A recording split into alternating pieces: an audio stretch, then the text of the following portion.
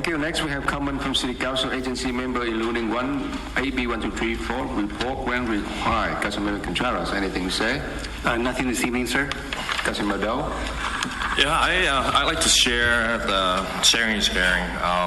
I got lucky enough to I was sent to Irvine to attend the newly elected mayors and council member regarding some ethical training and the AB 123. I would like to report back and what I've learned from that particular training session. It's 3-day long.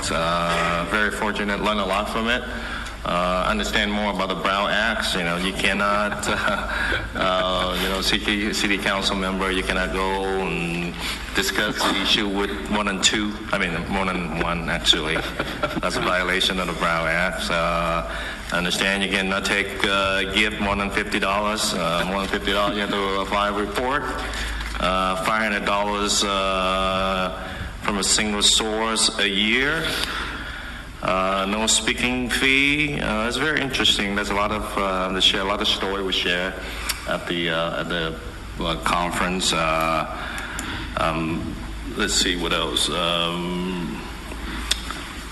And then conflicts of interest. Learn a lot from that. And one thing in particular that I really it's really fit with my when I run during my campaign transparency. Member of the city council and cannot go directly to the staff and order the staff to do things for the city council regarding city business. Everything has to go to the city manager, and I think that that particular rules were designed so that we can protect the city staff from a hostile working environment, conflict of interest. So it's really hit home, and I really, that's something I learned, and I just want to share that.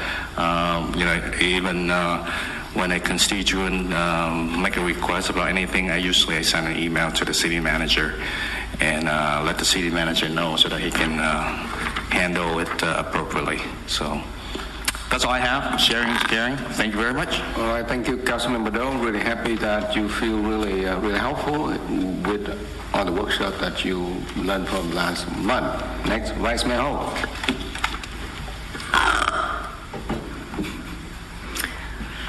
Well, I don't really have much to say this time. I would like to mention and I'd like to thank our staff in the city for participating in the TED Parade this past weekend. Yeah, It was so successful. That's right. I was very, very happy to attend. And this year marked the first year that we have the Miss Westminster meet the debut, the Queen and Court, the entire Queen and Court, complete. First time with the complete court there, and we, as a company, Apogee International is able to sponsor the float. So if you would like to see what the float looked like and what the Queen and Court looked like, you might want to visit our website, Miss Westminster Scholarship Competition, on our Facebook. And I think we will be posting a lot more pictures than what we have up there now. But thank you for coming out and attending, and our city staff, thank you for participating and making such a successful event. Thank you. Thank you so much, Councilman Nguyen. I just wanted to make sure that staff know that I have a certificate for the ethic training already, okay? So don't make me go through that again. After 2 years is expired, so I have to get a new one. But I just want to clarify, I just want to have a city attorney to clarify what Mr. Councilman Taido just said. I was in the ethic training. I think that it is always good to follow the ethic, but is it a rule or a law that we have to abide that that the council have to go directly to, cannot go directly to the staff. I'd like to get Because I think that was a recommendation, or that how we are conducting the business, that the wait, as a courtesy, but that's not a rule. I don't believe that there is a law that the council member of the council have to go everything directly to the city manager. That's not a law, right? Am I right? Well, as with everything, it always depends, right? Right. It's a council manager form of government. So the idea is that the council works through the city manager to city staff. Often, it's true that problems do arise when that barrier gets broken down too much. You start getting individuals directing staff. Really what it depends is working with the city manager to find out what's an appropriate way to communicate with his staff. That's really what I would advise. So, the city manager may find that it's appropriate in certain instances to be able to go directly and convey some information, but on a regular basis, asking staff to do stuff, probably you really need to work through the city manager on that, because it does lead to problems when it gets out of control. All right. A follow-up question is that you have to go through the city managers or whatever. If you go through the assistant city manager, the reason I ask that question is because I know council member Doe refer back to the incident that it was happened last time when the mayor asked the assistant city manager to meet with the TIT organizers. So that's the reason why he brought it up, but I want to make sure that talking to the assistant city manager and the city manager, is that different from the staff, or is it the same thing? I would just add to that more than likely Eddie would be completely fine with having you go talk to Chet, and if there was something significant, he'd come back and talk to Eddie about it. So I'm sure he's probably okay with that. And there may be other certain individuals that he would designate ahead of time to say, yes, go ahead and talk to them, to the city clerk, of course, or other individuals like that. Again, I defer to the city manager in terms of what he thinks would be the most appropriate process to follow. Yeah, I'm happy to talk to any one of you about kind of my expectations, but so far what I've seen, I have no issue with the way things are being done. I would clarify that there's a difference between communicating with staff and directing staff. I've never had any problem with any council member communicating directly with staff. You just need to know that staff is going to report right back to me immediately that communication occurred. Where I do think the training kind of hit home, and what Christian's talking about is, again, any single council member, directing staff to do something that usually is problematic. Asking a staff person to go attend a meeting, asking a staff person to go follow up on an issue, of course, there's no problems with that. And certainly, the way my office is arranged, if you speak to Chet, you're essentially speaking to me. And really the same goes for any of my department heads. I certainly expect council to be able to communicate with my department heads. But again, when it comes for staff to go out and actually implement a program, purchase something, make a policy decision, that can't come from just one councilman. It needs to come from the council as a whole through me. Right. So last but not least, I want to thank the staff. Thank you. Thanks to the city manager, assistant city manager, Diana Dalbert, and city staff, as well as police, to attend the TIT Festival last Saturday. I know is you have to wake up very early in the morning and be there and coordinate all the activities there. And the rain coming down so hard, it make it more difficult for you. But yet you are still there, patiently working with organizers and have the wonderful event. So I would like to take this opportunity to thank you all for coming out and helping smoothly run the event. If I can make a comment before we adjourn, we have to understand that there was two forms of government. One is the mayor system. Most cities abolished that system like a century ago because the mayor became too powerful and it leads to a lot of problem, a lot of corruption.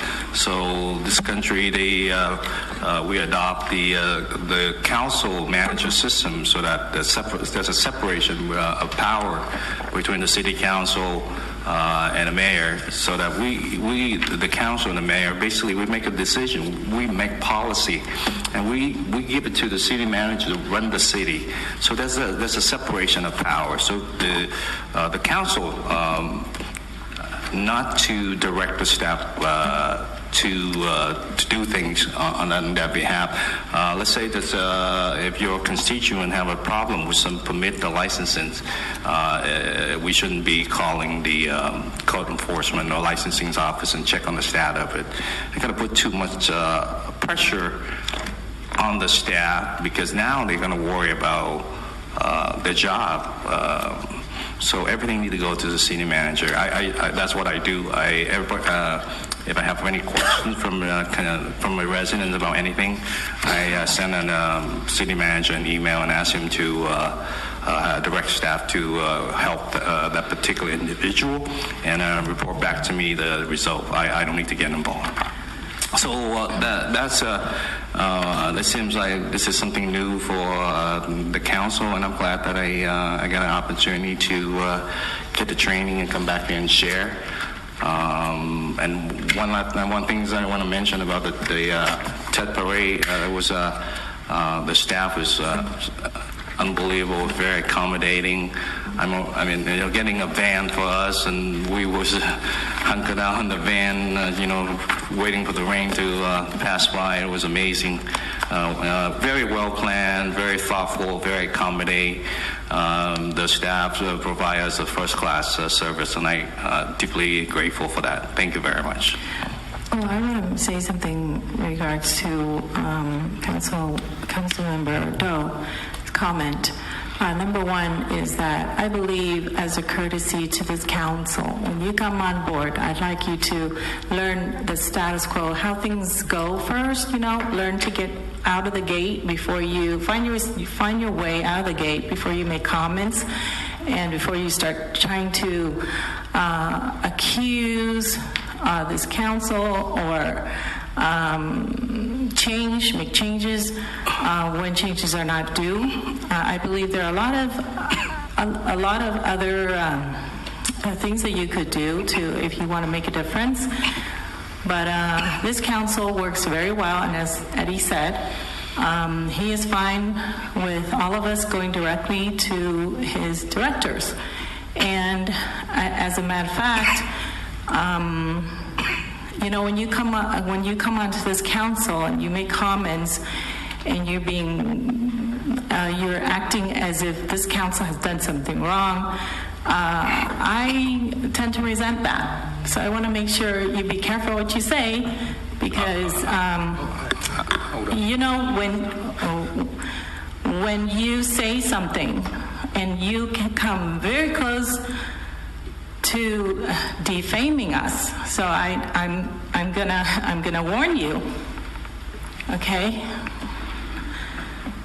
Can I respond? And I can tell you that if you, I understand, I don't know, you're reading history, you might have been reading a history book somewhere, but, your first day coming on to council, your first meeting, you have said to everybody, when you make a mistake, you turn around and you make excuses because I'm new, and I've heard it at least 3 times, okay? And I know it's because you're new, and I'm glad you're recognizing that you're new, and because of that, I think you need to take the opportunity to learn, before you speak. Learn your job first before you start accusing, before you start changing the status quo. And I resent that. I can tell you, if you don't watch what you say, I'm going to send a defamation lawsuit your way. So you watch it. Go ahead. I would just interject to say that this time of the meeting is for brief comments by a council member and not for discussion on any particular item. So we've already had a little bit of back and forth, and I know that this is, there's some strong feelings at this moment, but I would just say that we need to agendize it for a meeting if there's some further discussion that we want to have on the subject, whether it be about communication with staff or otherwise. I agree with you. Apologize. I did not mean to making any accusation or get you to react emotionally. I just basically stating the fact and share what I've learned. I did not make any accusation. I apologize, but if you perceive it as a accusation, so. And it's not from today alone. And I'm okay if you want to bring this up, want to discuss it another day, that's fine. But if I were you, I'd like, I would make sure I'd be careful and stop being accusatory. I want to make sure you understand and pay respect to my mayor and the council and my colleagues who worked hard over a lot of years before you came on board. Stop that. I just want to make a short comment. Maybe Councilmember Doe didn't recognize that, but I felt the same thing. So I just want to leave it at that. I just think we're going too far. Can we cut there? I think it would be good if we could. Yeah, I think. So another note, I just want to, sorry, Mayor, I missed an important point that I want to address, which is the increased number of potholes, given the number of the rain that we've had. Potholes are just, they're just proliferating a lot of our main streets. I can't think of a street that's not suffering from potholes. I know that I've called in several times on some intersections. I know we're having issues on Edinger now, and they keep expanding, and there's got to be some sort of plan. I know we can't possibly redo every street, but I think we need to figure out with these rains, which haven't experienced this in years, what that does to soil and underneath some of this asphalt and how it creates some of these potholes. So is there a plan, or can there be a plan for us to proactively seek out potholes and patch those up in the next few weeks after the rain? I know that, again, I can't tell you how many I see and I get calls from. Yeah, I understand, and we're on it. The only thing is that when things are wet, what we do is we use a cold mix, we call, just to fill the potholes temporarily, and when things dries up, then we go with the hot mix.